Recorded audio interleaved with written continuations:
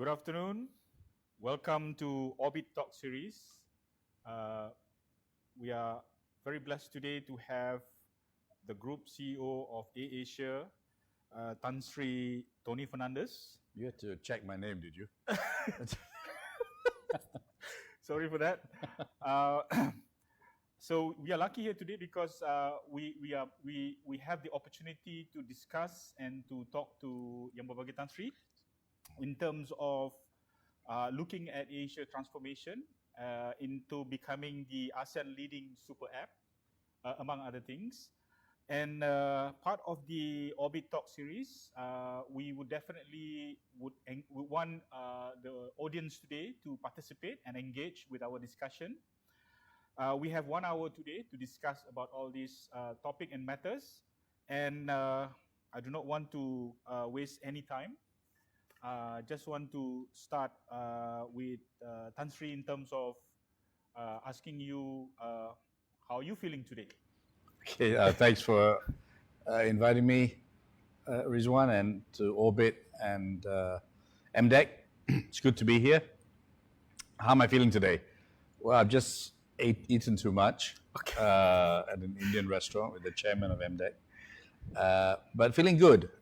We've had a very tough year. I mean, that's obviously well known, well documented. But it's now coming up December. We've obviously had some good news on vaccines. I think therapeutics is getting better, and testing. We hope for some great breakthroughs in testing, where you can breathe and get a COVID test in 30 seconds. So, 2020 has been really a horrific year, especially for airlines and people in the tourism business. But we're hoping for better things in 21. So feeling a bit more optimistic. Fantastic. Feeling a little bit better. Fantastic. Thank you for that. Let's get straight to the elephant in the room. Yeah. Okay. Your prowess in terms of entrepreneurship, your bold strategy, and the AirAsia brand as a low-cost airlines is definitely an inspiration to many. But what I want to go to now is, unlike the favorable circumstances back in 2001 when you started AirAsia, what's the plan for AirAsia as an airline business going forward, given the current circumstances? Okay. Firstly, when you said elephant in the room, I thought you were referring to me. No. I am getting smaller, unlike the chairman of MDEC. But let's go through your first point. I wouldn't say 2001 after 9/11 was a favorable time to start an airline. Precisely. We have always lived through crises, and in some ways there's a lot of similarity. Of course, it's far, far greater precisely in COVID now than it was after 9/11. But after 9/11, there was this, everyone's going to be afraid of flying. Yes. Because of terrorism, because of huge amount of checks, and people predicting the end of aviation. And of course, after 9/11, there was a hell of a lot more security. We had longer queues, longer wait time, and there was this huge. A lot of people telling me this is the wrong time to go into AirAsia. Yes. But I mean, I knew that flying is a commodity, and it's become globalization has made flying very important. People's life through industrial revolutions, of which 4.0 is one. I know people now talk about 5.0, but that has made people got more leisure time, more travel. When I was young, we never had holidays.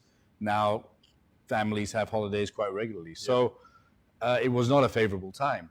And we're also competing against state-owned airlines. Recently in Parliament, I think for the first time, the Malaysian public saw that Malaysian Airlines has received 28 billion ringgit since AirAsia has been in existence. So it was tough competing against airlines, a tough environment. And so while I do admit this is much tougher, in many ways, it was also tough in 2001 because we had no brand, no one knew us, we had 2 planes, we had no money. Sounds familiar actually, like now. But the leasing of aircraft, only we have a brand, and I joke about it, right? We started in 2001 with 2 planes. Yep. We grew to 245, and we're back to 2 planes now, right? So it's like snakes and ladders. You go all the way up to 97, hit that square, and then you go down to 3. But, just like 2001 with security issues, now they're going to be health issues. Yeah. There's going to be more protocol. They're going to be testing, need vaccinations, etc. But people get used to it. Flying's going to come back. I think there's going to be a huge amount of revenge flying. I think AirAsia is in a better position than most airlines because we are 50% domestic. Yep. The rest of us is regional. So we're not dependent on intercontinental flying. We're not dependent on business class and first class. More likely someone is going to fly to Phuket or Langkawi than they are to Los Angeles Precisely. or London. So, we've taken this opportunity to restructure our business,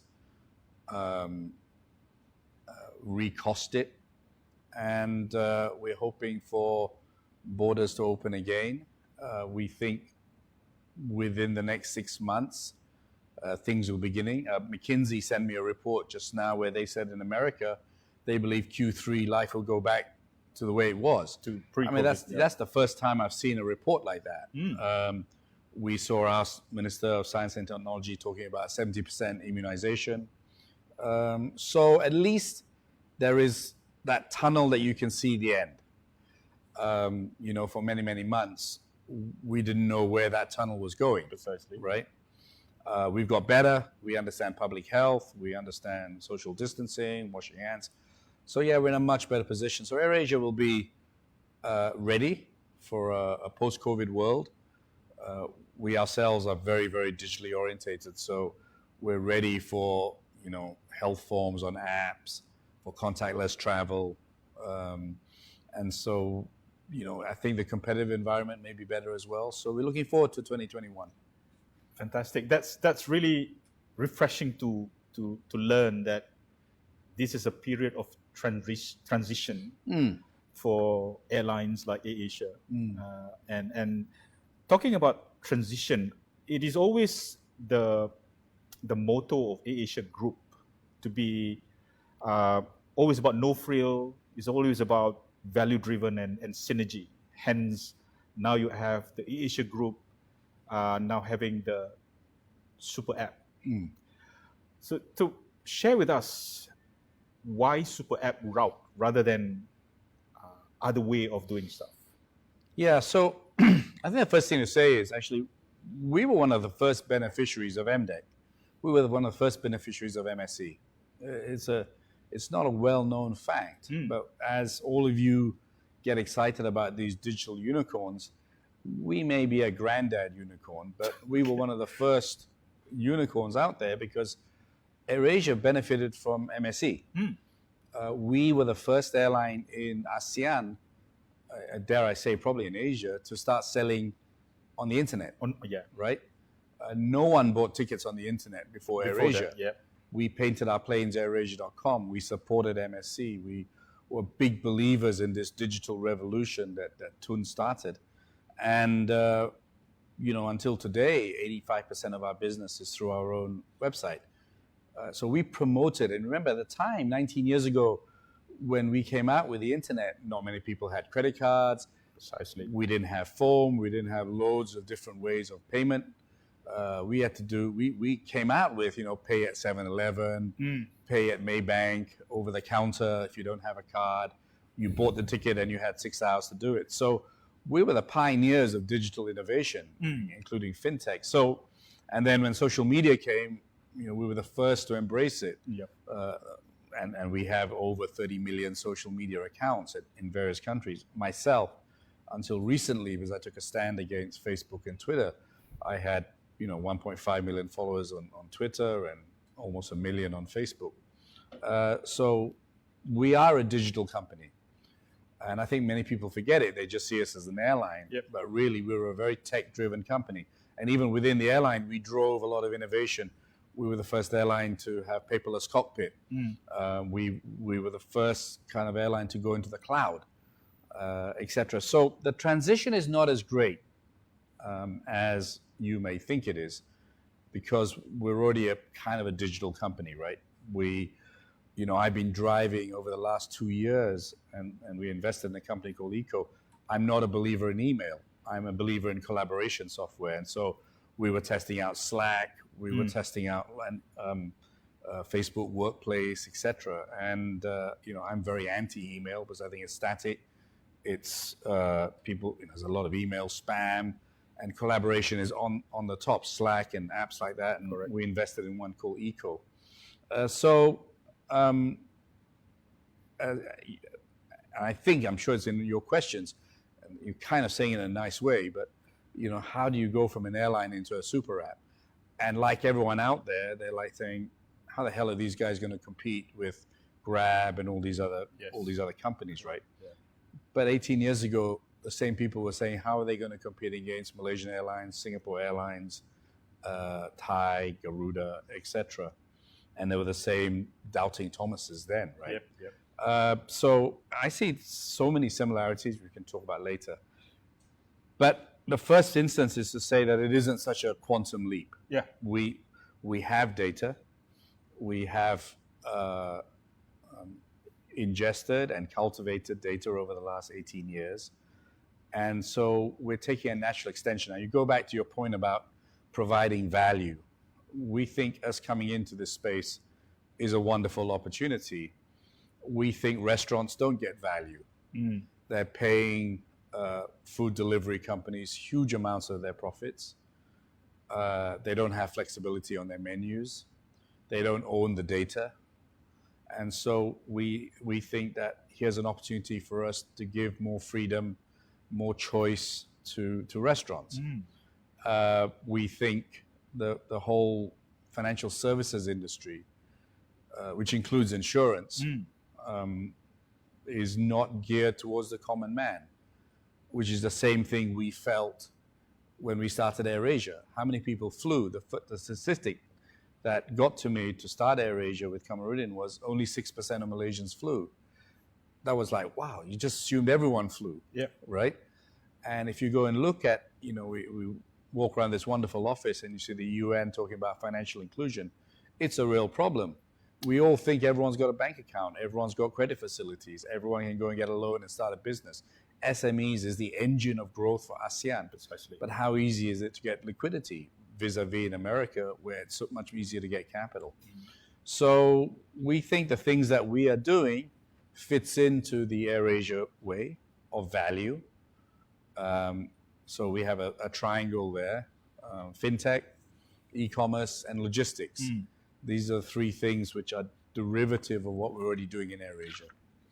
Whether we succeed, time will tell. Yeah, definitely. Who knows, right? Yeah. And I think 9 out of 10 people will say we're crazy. But they've been saying that for 20 years about me anyway. So what's new? Definitely. I mean, this is part and parcel of sharing with the larger public in terms of how AirAsia is trying to use that super app and make sure that they understood the value proposition. Because take for example for Malaysia, there's a lot of good companies that's involved in innovation and fintech, but the level of awareness, especially amongst the micro SMEs and the B40s, this is another concern that we have. And what you said just now in terms of how AirAsia changed that perception, making everybody able to fly, this is the same kind of rationale that I've been thinking about when you talk about the super app. Yeah, so it's really great.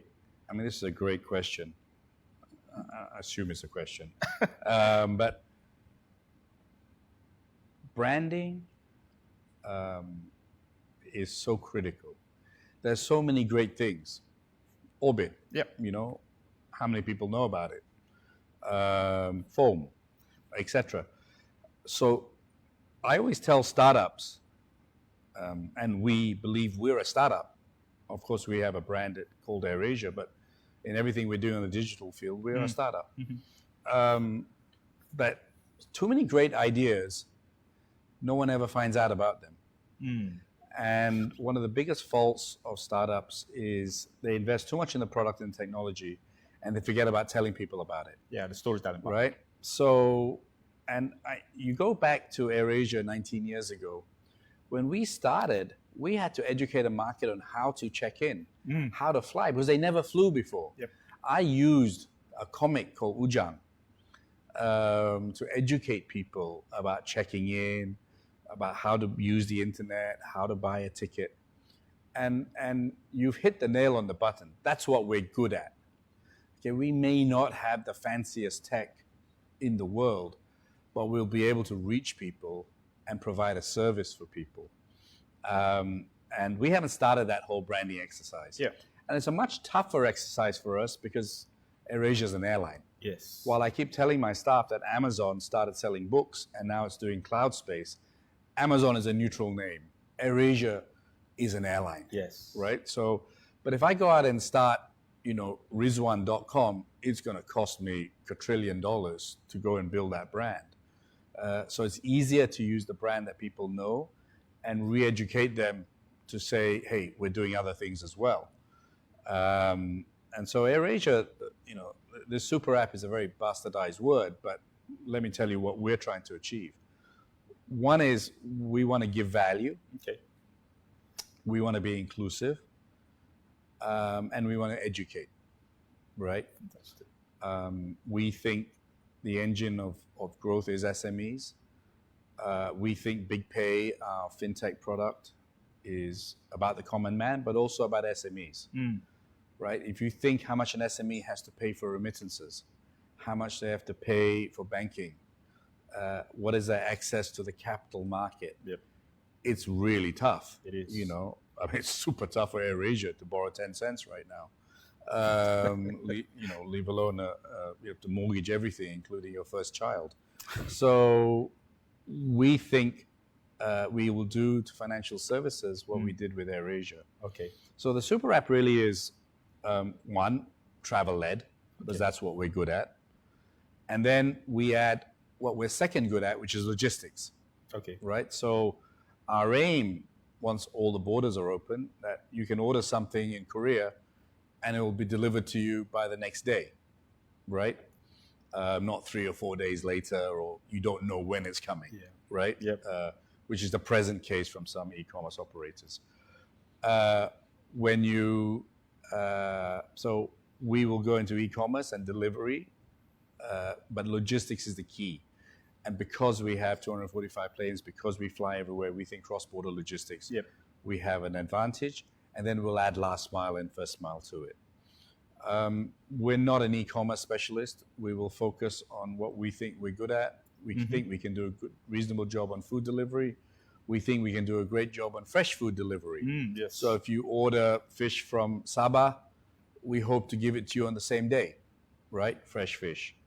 Or from Thailand, or for Chinese to order fish from Sabah, etc.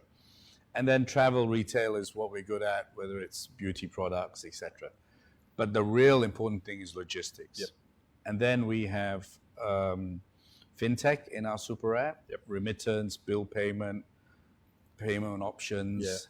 We hope to have wealth management, etc. But I think wealth management, again, how many people in the M40, B40 can invest in gold, could invest in a cash fund, etc. And then insurance. We think Malaysia and Southeast Asia is very underinsured. Definitely. And finally, if I know what I knew 20 years ago, I may not look like this. We hope we can introduce people to be a little bit more inclusive about health. We're a very young nation, and so we don't take health very seriously until it's too late. So that's what our super app is going to be, underpinned by our loyalty program, big rewards, underpinned by a superior payment system and single sign-on. So that's the aim. We're on version 1 of the super app. We're not going to really start promoting it till we have version 2. So by about January, we'll begin to start telling people, AirAsia is more than just an airline. Okay, that's very interesting, because the premise of the super app now is still based on the airline business, where you talk about travel, logistic, just being a little bit more, trying to become the devil advocates. Let's say, for example, the business airline takes a longer time for it to come back. Okay, let's say McKinsey is wrong. Let's say it takes maybe another 24 or 36 months for it to come back. So would you consider a different core for the super app rather than airline logistic? Well, I mean, airline OTA would never be a core anyway. Okay. Because how often do you travel, right? You're not traveling every day, unlike Grab or Gojek, where there's a huge velocity there, right? The airline is the OTA, and now we're selling other airlines. You know, Turkish Airlines, Qatar, Lion, all are selling on our platform. We're the first airline to sell our competitors. We're building up our own hotel supply. We are big believers in health tourism, which has never really been promoted anywhere. But that's a core because people know us. But really, the high velocity projects are the loyalty part, fintech, etc. And they survive whether the airline is active. I mean, the airline industry and the tourism industry is active. Correct. But I go back to the point, it won't take 36 months. Okay. Otherwise, I really will be a very thin man. You know, we know the vaccine is there. We know people are getting used to it. And as I said, you know, better us than SIA right now because we're not flying intercontinental and we're not relying on business travel. And you know, business travel will take time. Obviously. Because of technology, Zoom has become a fantastic replacement for traveling. Yes. And apart from the fact that of COVID, I think businesses will say, well, it's much cheaper to do a Zoom call, right? And I think the whole working environment is going through a cultural revolution. We walk through Orbit and many people are working from home. I still think working from home can be very, very productive, but you need to get people in the same place. I fight very hard in AirAsia. You know, they have all this team A, team B separation, but we are a people company. We need to be together. Humans need to congregate and be together. And so, while I'm digressing a little bit, I just back AirAsia will be easier to bounce back because we're not in the business segment, we're not in the first class and business area, and we're not flying intercontinental. Okay. You know, as I said, more likely you fly to Langkawi than go watch a UFC match in Los Angeles, right? Or fly to Anfield to watch, you know, substandard football on Liverpool. So, you know, we think we're in a good position there. Okay. I mean, let's focus on the fintech side where I see that this is where AirAsia is going to use fintech as part of the scale plan to grow the business. Share with us whether largely is it going to be an organic development of the fintech itself, because like BigPay, for example, it's owned by AirAsia, but is there going to be an opportunity for, because I represent Fintech Association, so there's a lot of fintech company in Malaysia and ASEAN that would love the opportunity to actually partner with a company like AirAsia. Yeah, I do love this interview, by the way. What I've said to my team is, what are we good at? We're good at marketing and branding. What we're good at, we've been partnering and joint venturing all 19 years, whether in Thailand, Indonesia, whatever.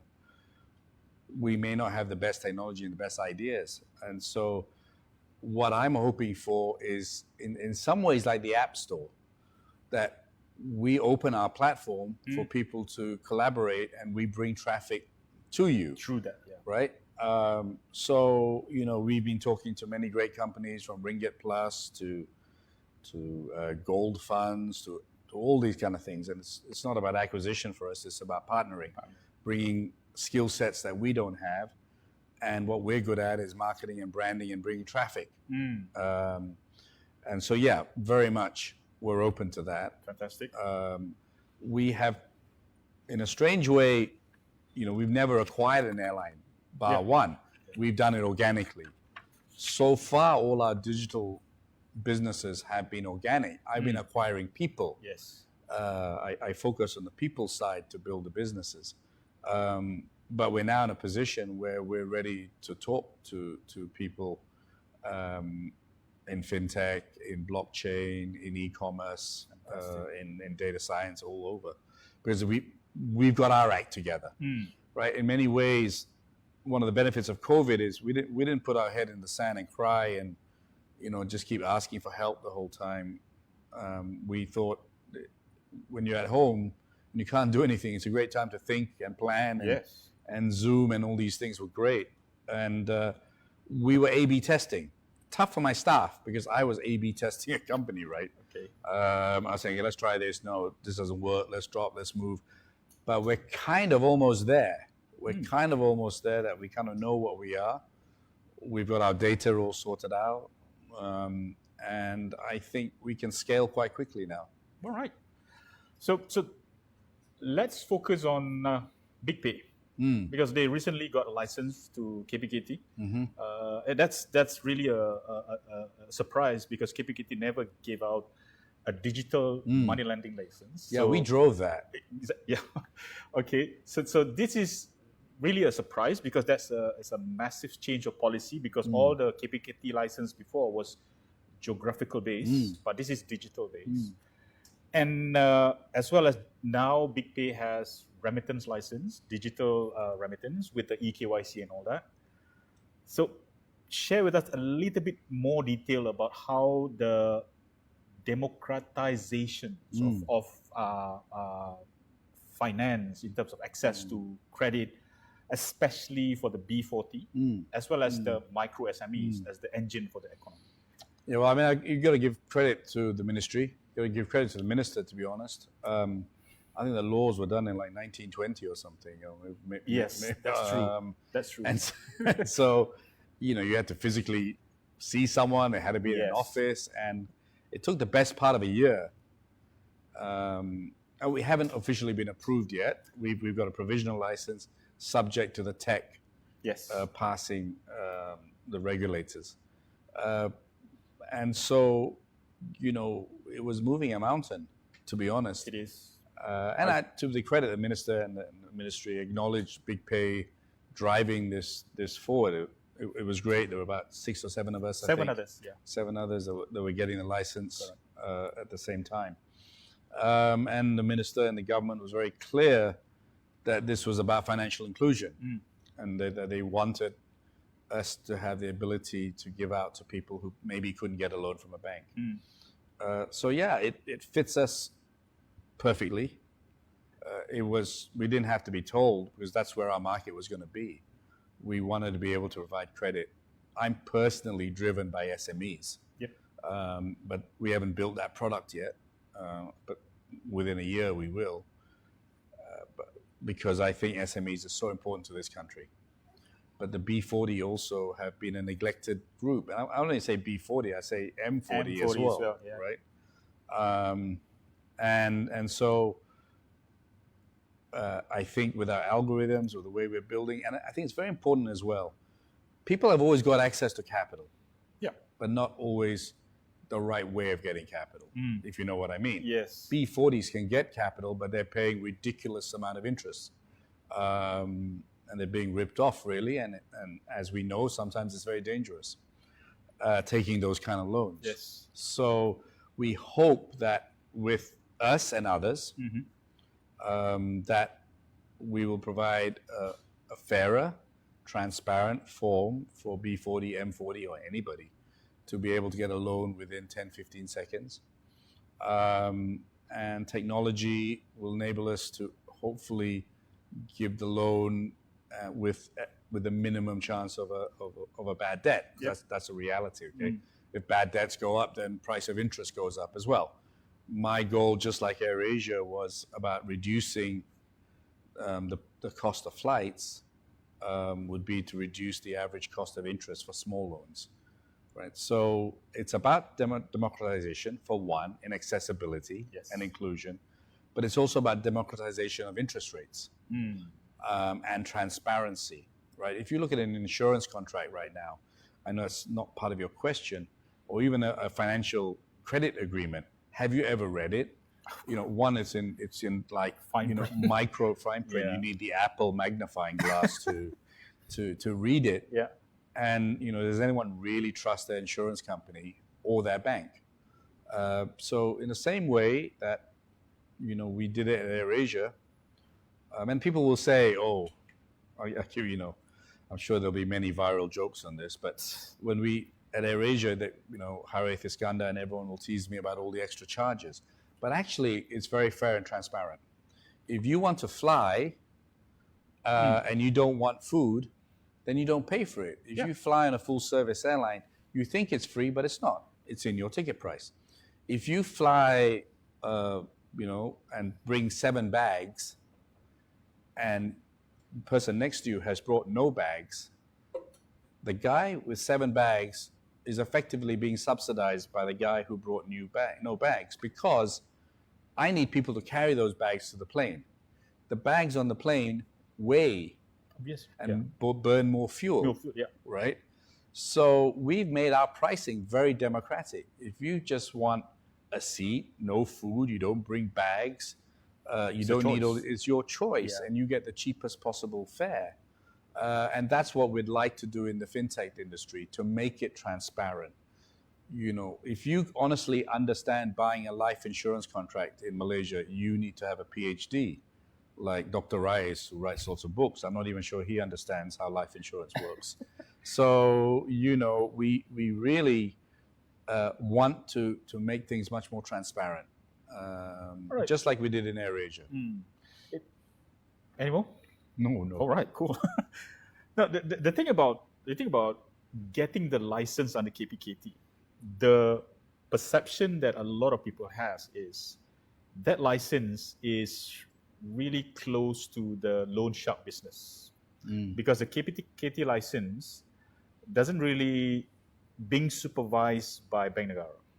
They are a separate ministry, and one thing that I know for sure is the enforcement by KPKT is a bit weak compared to how Bank Negara or other financial regulators are supervising.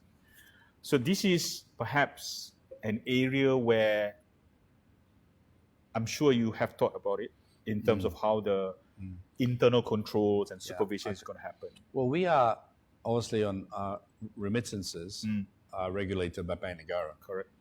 So we can't have one set of standards here and one set of standards there. Secondly, we're not a small brand. As you know, if I do anything, it's in the newspapers all over the place in 10 seconds, even when it's not true. So, I can't comment on the regulation, but I know that we have to set our own standards, and because we're in it for the long run. In the same way, as an airline, we have to try and be as safe as possible. Precisely. You can't guarantee safety. We've lost 1 aircraft in my 20 years in Indonesia, which continues to be the worst day of my life. But safety is a marathon. I'm not going to say Big Pay will not make mistakes, but financial regulation and learning and adapting is a marathon as well. Precisely. But I think companies have to rely on their own brand and their own morality to ensure that we do things right. And I think KPKT will do a good job anyway going forward, because it's their reputation as well. Fantastic. There's a very fine line between over-regulating and killing innovation and under-regulating and the consumer being ripped off. But the beauty of today's world is, social media and stuff have really made abuse very transparent. And so, I err on the caution of over-regulation because abuse will be highlighted in Facebook, Twitter, Instagram, blogs, whatever, in 10 seconds, right? You only have to see. For years and years and years, when I was in Amnesty, I talked about foreign laborers' work conditions. This is before any of this has come out. These are human beings who must be treated properly. I've said that. I've talked about prison reform. I've talked about the death penalty, etc. Right? So regulations are there to regulate, but not to kill. But ultimately, you must set your own standards as well. Yeah. That's definitely the value that has been carried by AirAsia all this while in terms of creating your own standards and protecting the brand. So then that's where I'm segueing into, you've been able to nurture your people or your staff into a certain way of behaving and conducting themselves to make sure that the brand is protected. Share with us, how does that happen? Wow. That's I suppose it starts with the top, right? The top. Okay, that's one way to look at it. Has to be with it. And if you practice that culture of transparency, openness, dialogue. I mean, this is a real struggle for AirAsia, by the way, in that this work from home, we're a real people, touchy-feely company, right? And, not being able to walk around the office and see everyone there and is tough for all of us. And we have a department called the culture department. Its sole job is to make people happy. And it's hard to do it when you're Zooming and people are in different countries and they can't fly and see you and stuff. So this has been a challenge for us as an organization. But, basically people join AirAsia knowing what the culture is, right? And, if you want to wear a suit and a tie, then you join MDEC. If you want to, No, they don't wear tie. You can see the chairman is not wearing tie. Because they know I'm here. But if you want a culture which is a bit as we are, you attract that kind of person, right? And I think we built a culture where we delegate and we empower. Catherine, who runs our food business, was my EA, and she's done an incredible job. We have boys and girls who carried bags for us, who are now pilots. So people know the kind of organization. They're proud to be in that organization, and they are proud to carry that brand. And I think the biggest testament to us is that we have 24,000 staff, now a little bit less, unfortunately. That we have never had a union. We've never had an industrial relation. I mean, we've had to let go of a lot of staff, which is, after Indonesia, the most painful thing for me to do, and I'm determined to hire them all back. But not one person has written anything bad. Every note I've got has been, we understand, and we've loved our time, and we hope you'll hire us back.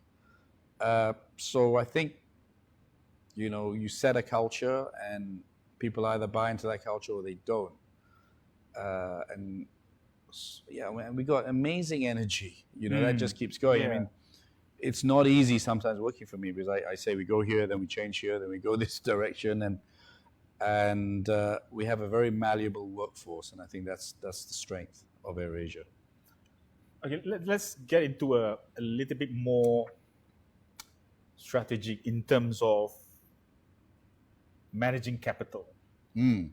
Because now the airline is transitioning, and it has to be kept afloat. And now you're also going in a big way into the digital business. Sure. Where are we getting the money from? Yes. Well, if you walk outside here, there'll be a collection, which we hope MDEC will contribute to. I'm only joking. I am really enjoying this interview. I hope you can see that, because you're asking me great stuff. Number one, we built this airline. Me and Kamarudin had RM500,000 to start AirAsia, right? And we built what we built with RM500,000. I mean, there were a lot of people who said, I had sugar daddy, sugar mommy. It would have been nice to have had a sugar mommy.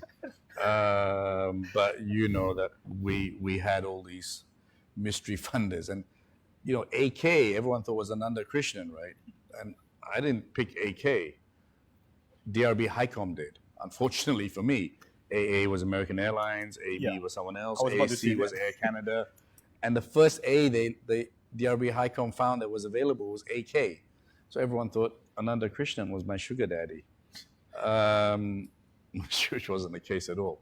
So we've come from a culture of, we don't have money. I sat there and thought, wow, how are these companies justifying burning billions of ringgit, right? Yep. But they had sugar daddies, whether it was SoftBank, whether it was these PE firms. And so give it to me, I'll spend it, right?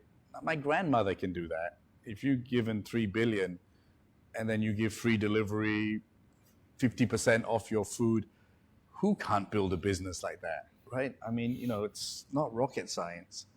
And why do national airlines, how can AirAsia, who hasn't received a cent from any state, be able to grow as we are? And then other airlines who around the world owned by the state are burning billions of dollars, right? Yes. So I believe we don't have to burn money to build our digital business. Because I'll rephrase your question. You don't have much money in the airline. How are you going to build a digital business? Yeah. That's what you're really asking me about in a very roundabout way. Yeah. Because you thought I'd get insulted, which I won't. But we've never built businesses with lots of cash. And the airline business is a great example of how we built an airline with 245 planes, starting with 500,000 ringgit of capital, right? So what do we have now? We have all the education of MDEC, FOAM, whatever. We've learned from all of you, right? From Grab, Gojek, Shopee, whatever. It's the other way around, right? When I started AirAsia, then every animal came in, right? Lion, tigers, insects, firefly, everyone joined the fun, right? This time I learned from everyone else, okay? And so we don't have that capital of building that everyone else, because we just take the best, right? I mean, AirAsia.com looks like any other super app, but that wasn't our idea. We took it from all the other great companies out there that spent billions building it, right? Number two, we have something called a brand. People know us. Yeah. We don't have to spend hundreds of millions to tell people AirAsia.com. We have to spend money to tell people we're doing more than the flights, but that's less expensive. Yep. Number three, I have customers already, right? We have 75 million customers already. We have 35 million loyalty members already. We have 25 million contactable addresses already. That's what a lot of capital was spent in building that. So none of our digital businesses, bar Big Pay, is losing money. Teleport is profitable. AirAsia.com is profitable. Santan is profitable. Big Life, our loyalty program, is profitable. Big Pay isn't because there's a negative carry on interest rates. And we're not interest rate, on the interchange. And we're trying to talk to Bank Negara about that. So we don't believe we require loads and loads of cash. That's my biggest kind of thing to tell people, that we're not going to need a lot of cash to build this business. Big Pay is, if you take away the interchange, we spent $15 million and we have 1 million customers.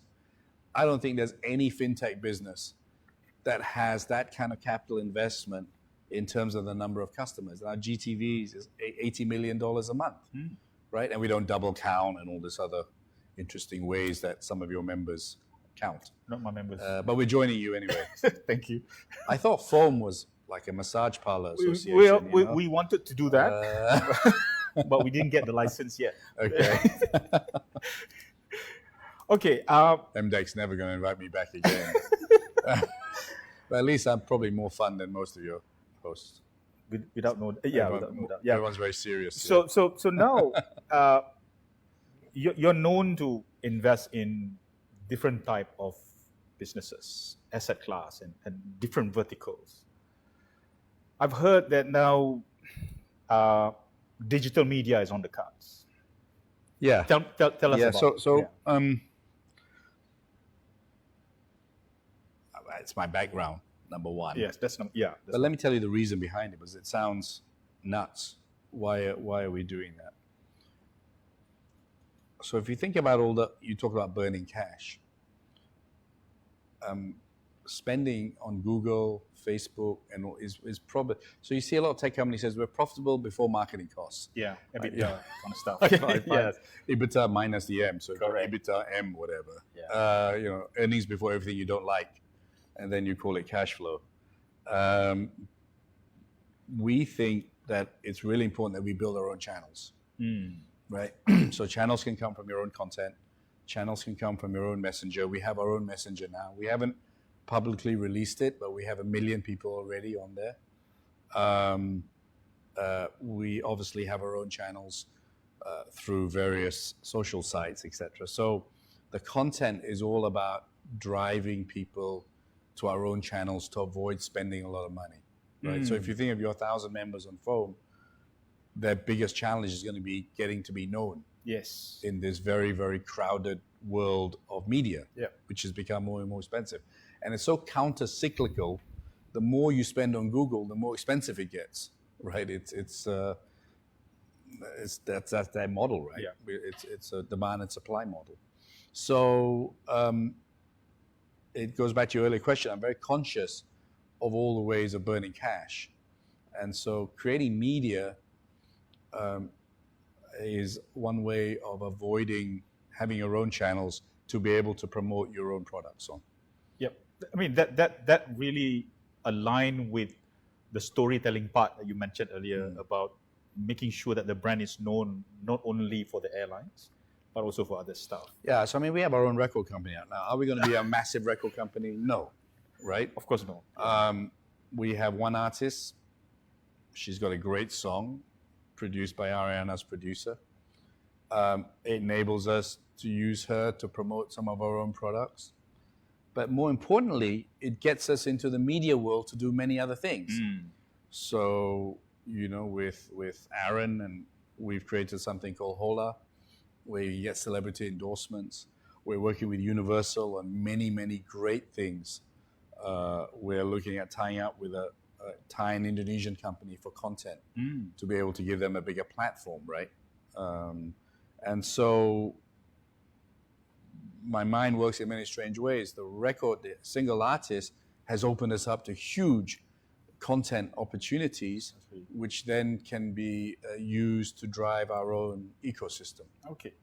So talking about that, one area that I'm sure a lot of people would be interested is because Malaysia, Indonesia, largely the Muslim nation.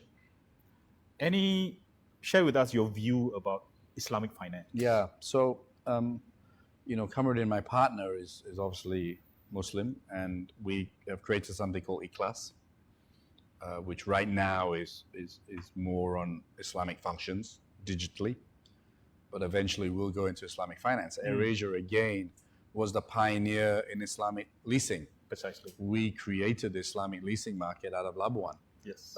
We're the largest and Islamic loans for aircraft. We created that market, or Kamarudin did. Yeah. So yes, for sure we will be in that, because we're flying to the largest Muslim populations in the world. Yes. Right. So Ikhlas will definitely be a provider of Islamic finance and Islamic insurance. Yeah. Because okay, now that actually being said, so now there's the opportunity of having both conventional and Islamic, the Sharia compliant part within the business, which opens up a bigger opportunities to all the stakeholders that's related to AirAsia. So then when we talk about converting the 600 million guests that has been on the airline with millions that's already in your data repository, how is that actually, in my mind, thinking in terms of converting and optimizing that opportunity?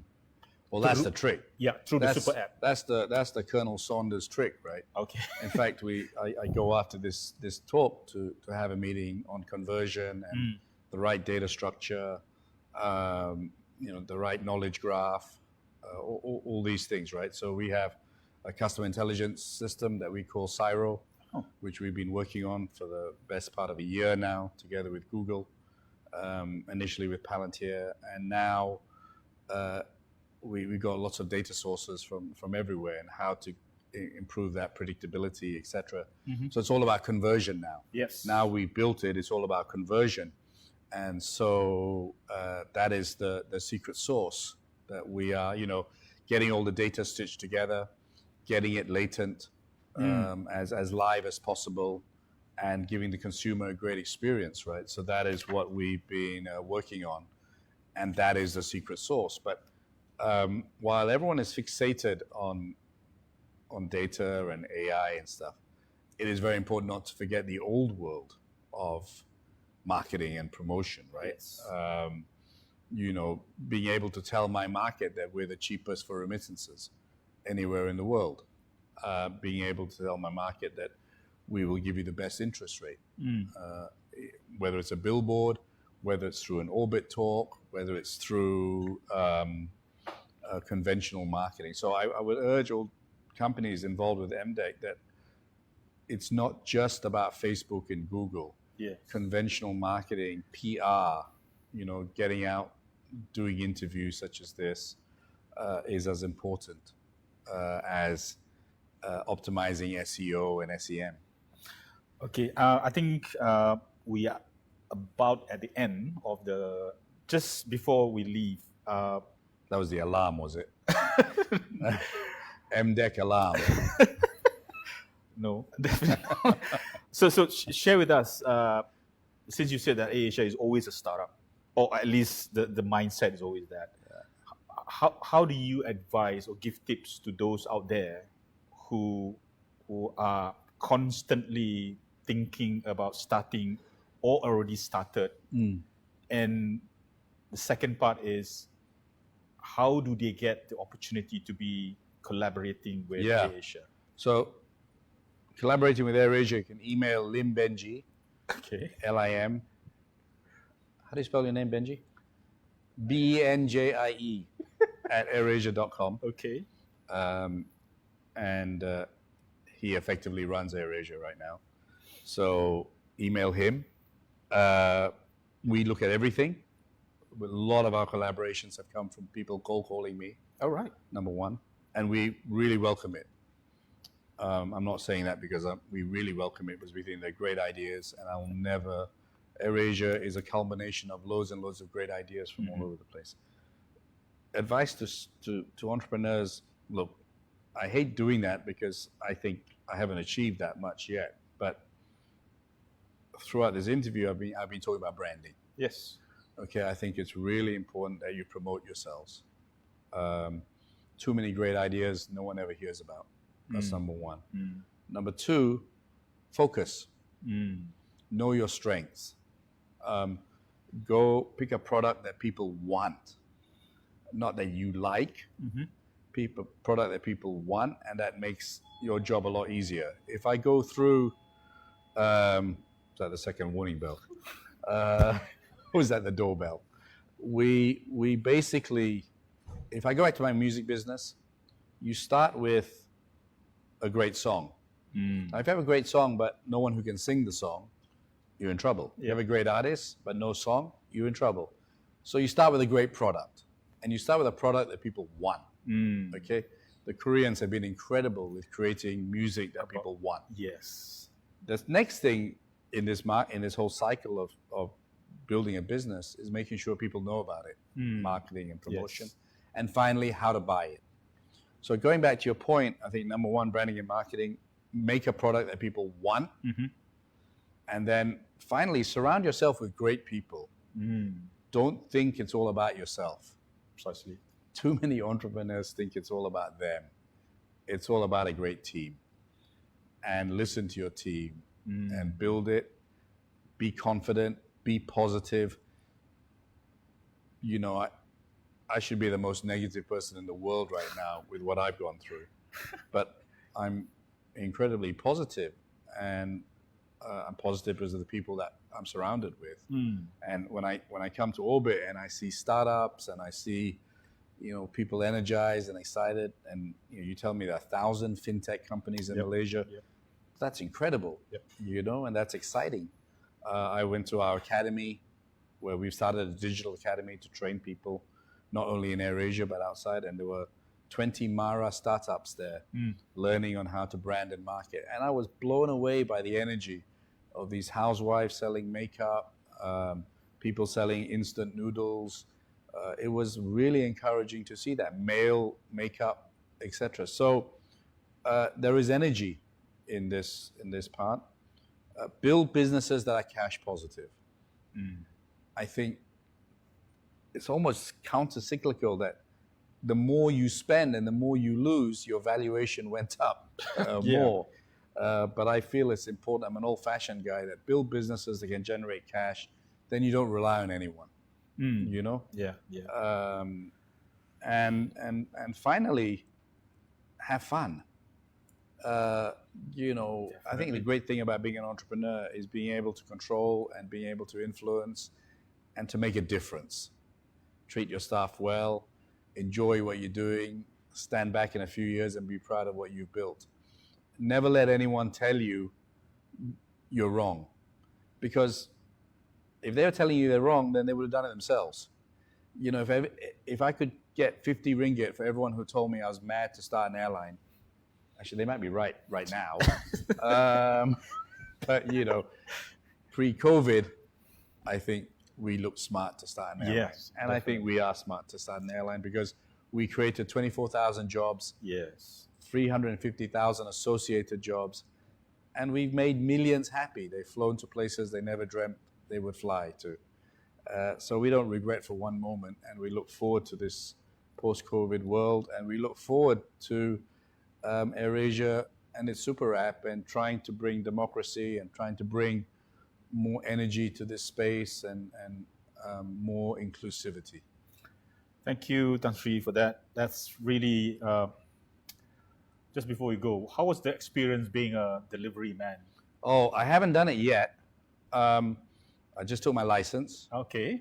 So I passed. And but I might start. I did send a message to my guys today. I saw a girl on a scooter today, foot pedal. And since I've taken up cycling, I may start off delivering. You know, you see all these super cool guys in London and Korea and all these riding bicycles at 90 miles an hour with food delivery. So I don't quite look like them yet, but maybe I will start my delivery business on a bicycle. I'm excited. Look, I love new things. I love meeting people. I love surprising people. And so I look forward to being a delivery guy. I started carrying bags in AirAsia. I was a flight attendant. I've done everything. So I don't think you can be an effective leader unless you're prepared to go out to the ground and really know what your staff go through. I think delivery guys are the heroes right now in the world, and I don't think they're treated great. So hopefully we can try and treat them better. But if I have to do what they do, then I really know what it's like. You know, and so got to walk the talk. So I might start off in cycle. I've got my scooter ready. All right. I don't know how to ride a motorbike, so I've got an electric scooter. It's red. It's quite quick. Got the basket at the back. All right. So yeah, order on AirAsia food, and you know, you might be I might be the delivery guy, and please don't ask me for a refund on AirAsia. Okay. Honestly, there's a lot of people who wants me to ask you that question. They can ask. I have to say that we look, we're in a tough situation. We're going to get out of it. I think our staff, our passengers have been incredible. You only hear the people complaining. 86% of AirAsia passengers have taken a credit show. Yes. And that is an incredible testament to the loyalty of our customers. 14% we're going through and paying back people, and of course some are making a lot of noise, and it's always the guys that, but you know, I've got so many pressures on me. I've got to look after staff, I've got to pay salaries, I've got to keep the company afloat, I've got to pay creditors, and so I've got to balance many things. So, you know, we really appreciate the 86. We understand it's your money, and we're getting to it. We will get to it. Up to this point, we've had no financing from anybody, so we're living off what we're doing.